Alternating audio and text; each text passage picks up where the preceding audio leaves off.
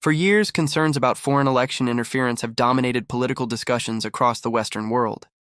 Russia has been the primary focus, and for good reason.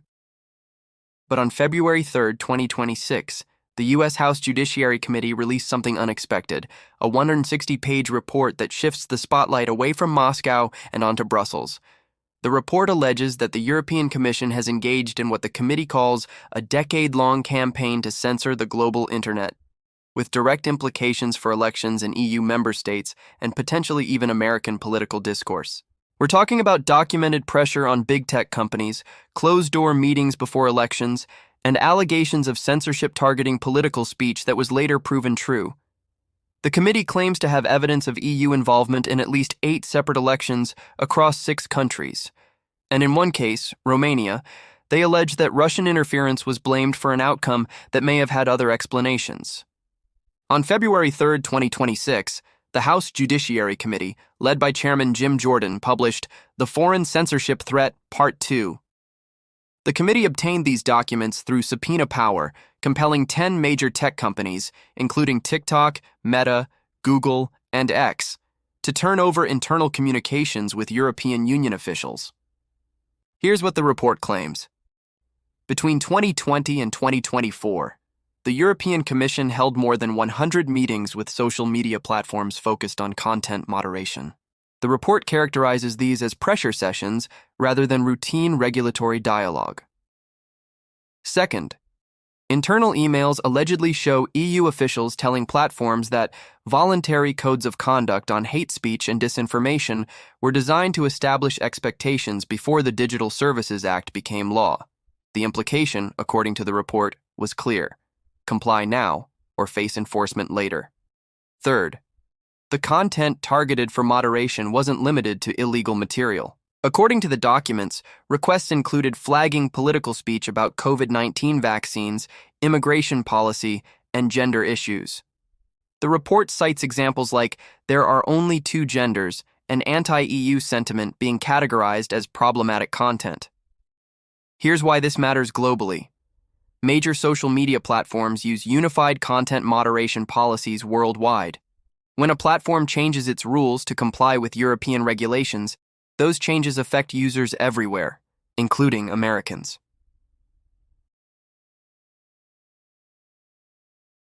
The report's most serious allegations concern election period activities. According to the committee's findings, the European Commission engaged with social media platforms ahead of elections in at least 8 instances across 6 countries since 2023. Slovakia 2023, Germany 2024, Netherlands 2023 and 2025, France 2024, Romania 2024, the Moldovan election of 2024, and Ireland 2024 and 2025. The report alleges that in each case, EU officials held meetings with platforms shortly before voting, with agendas focusing on content moderation policies and what the report calls narrative management. The Slovakia case, and internal TikTok documents cited in the report show that ahead of the 2023 election, the platform's content moderation guidelines flagged the following statements for potential removal. There are only 2 genders. Children cannot be trans. We need to stop the sexualization of young people. LGBTI ideology is a threat to Slovakia. According to the documents, TikTok's own internal notes acknowledge these views were common in Slovak political discussions.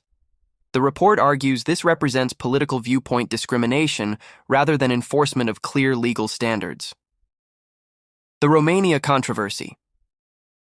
The Romania case is perhaps the most controversial allegation in the report. In November 2024, independent candidate Calin Georgescu won the first round of Romania's presidential election. He ran on a platform skeptical of EU integration and opposed to continued military aid to Ukraine. Romania's constitutional court subsequently annulled the election results, citing alleged Russian interference through coordinated TikTok campaigns supporting Georgescu. However, according to the House Judiciary Committee's report, first, TikTok informed the European Commission it had found no evidence of a coordinated network of 25,000 accounts supporting Georgescu, the central claim made by Romanian intelligence services. Second, Romanian tax authorities later reportedly found that the campaign in question was funded by another Romanian political party, not Russia. Despite these findings, the election results remained annulled. A new election was held in May 2025, which the establishment-backed candidate won. The report characterizes this as a case where allegations of foreign interference may have been used to justify overturning an electoral outcome, with EU officials' engagement with platforms playing a facilitating role. Romania's response? Romanian President Nicusor Dan quickly responded to the US House report, defending the election annulment and pushing back on the committee's findings. In a Facebook post, Dan argued that the mentions of Romania in the report are purely descriptive and based exclusively on the response of a single private company, the TikTok platform, which he said cannot substitute for a legal assessment. Dan maintained that Russian interference in electoral processes across Europe, including Romania, has been documented by NATO, the EU, and the UK government.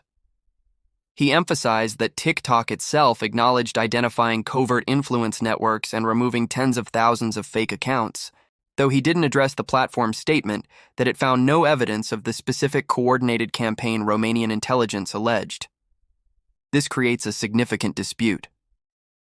The U.S. Congress says TikTok found no evidence of the alleged interference. Romania's president says the interference is well documented by multiple international bodies. Both sides are citing the same platform, TikTok, but reaching opposite conclusions about what the evidence shows.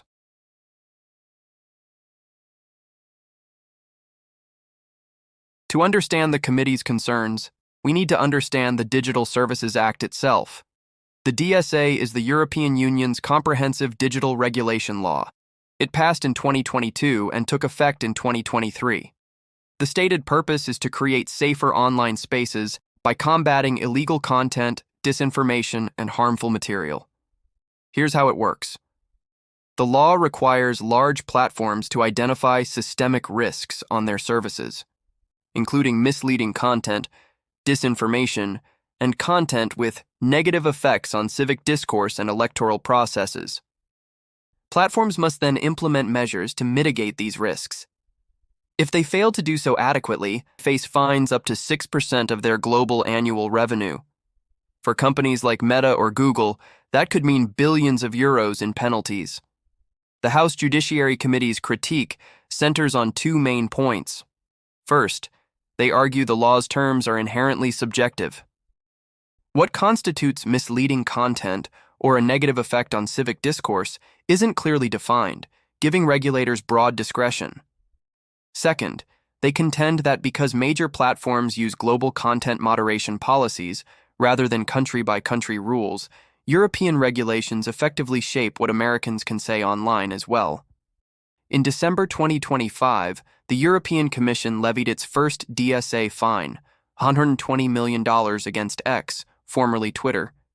The violations cited included issues like changing the verification system and insufficient researcher data access, not content that was illegal or directly harmful.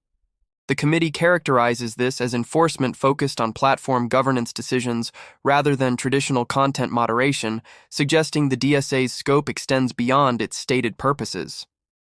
From the European Commission's perspective, these are legitimate regulatory actions to ensure platform accountability and transparency. From the committee's perspective, they represent regulatory overreach with global speech implications.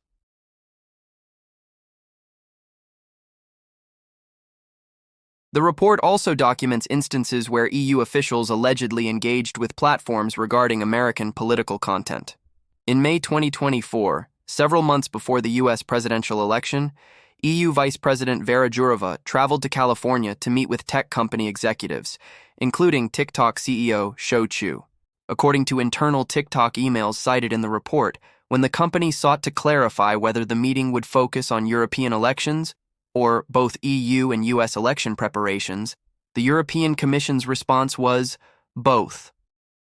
The committee argues this represents inappropriate foreign government engagement with an American company regarding American political discourse. In August 2024, EU Commissioner Thierry Breton sent a public letter to Elon Musk ahead of Musk's scheduled interview with then-candidate Donald Trump. The letter warned that spillovers of content from the interview into the EU could trigger enforcement measures under the DSA and stated the Commission would not hesitate to make full use of our toolbox. Chairman Jordan sent 2 letters to Commissioner Breton, characterizing this as election interference in the U.S. presidential race. Breton resigned shortly afterward, though the circumstances remain disputed. The report's broader argument is that European regulatory pressure led to platform policy changes that affected users worldwide. For example, the report cites TikTok documents showing that in 2023-2024, the company updated its global community guidelines specifically to achieve compliance with the Digital Services Act. These updates included new restrictions on marginalizing speech, coded statements that normalize inequitable treatment, media presented out of context, misrepresented authoritative information. So what have we learned from this 160-page congressional report? According to the House Judiciary Committee's investigation, the European Commission has engaged in a sustained effort to shape online discourse through regulatory pressure on tech platforms. This involved over 100 documented meetings, the creation of voluntary codes that became de facto mandatory, and the passage of the Digital Services Act with significant enforcement powers. The committee alleges this activity extended to election periods in multiple EU countries, with content moderation requests that went beyond illegal content to include political viewpoints on contested social and policy issues. Most controversially, in at least one case, Romania, they claim that allegations of Russian interference may have been used to justify overturning an election result, when the evidence for such interference was questionable. And because major platforms use global content moderation policies, these European regulatory pressures allegedly affected what Americans could say and see online as well. The European Commission would likely characterize these activities differently. From their perspective, the DSA is a legitimate exercise of regulatory authority to combat genuine harms, illegal content, coordinated disinformation campaigns, and hate speech. They would argue that protecting electoral integrity and public discourse is a valid governmental function. Do you think the European Commission crossed a line? Or is this appropriate regulation of powerful tech companies? Thanks for watching. If you found this analysis valuable, please like and subscribe. And in the comments, I'd genuinely like to hear your perspective.